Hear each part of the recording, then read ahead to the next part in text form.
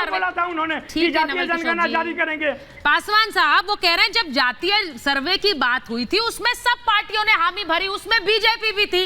आज जब आ गया वो सर्वे तो आप लोग कह रहे हैं भ्रम फैला रहे हैं। उस समय बोलना चाहिए था जब हामी भर रहे थे आप, पासवान जी। हमने नीतीश जी को जिस समय उन्होंने कहा जातीय गणना कराने का पुरजोर ढंग से समर्थन किया था।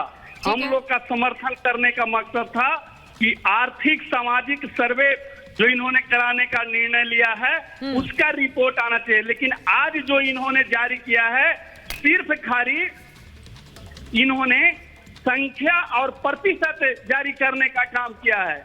आर्थिक और सामाजिक स्थिति क्या है, अनुसूचित जाति, पिछड़ा वर्ग, अति पिछड़ा वर्ग, सामान्य वर्ग का, इसका इन्होंने अभी तक रिपोर्ट जारी नहीं किया है। हम इनके रिपोर्ट का इंतजार कर रहे हैं कि ये सामाजिक और आर्थिक सर्वे रिपोर्ट भी जारी करें।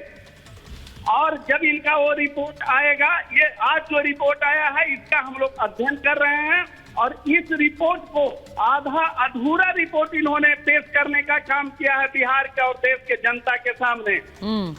इन्होंने जो वादा किया था कि हम आर्थिक सर्वे रिपोर्ट जारी करेंगे, अगर वो जारी करते तो ये पता चलता कि समाज का कौन सा वर्ग आज भी विकास से छूटा हुआ है, अधूरा है, विकास उसके पास तक नहीं पहुंचा है, उसकी सामाजिक स्थिति क्या है समाज के अंदर।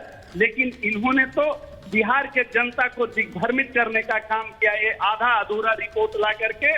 और एक तरफ आप देखिए कि बिहार के अंदर जो सीमांचल का क्षेत्र है, सीमांचल, ठीक है पासवान जी, आप ये कह रहे हैं कि रिपोर्ट अभी आधी अधूरी है। मुझे एक बार भाटी जी आपके पास आ रही हूँ। 2010 की घटनाएं, संसद में पी चिदम्बरम साहब ने कहा कि जातीय सर्वे की जरूरत नहीं है।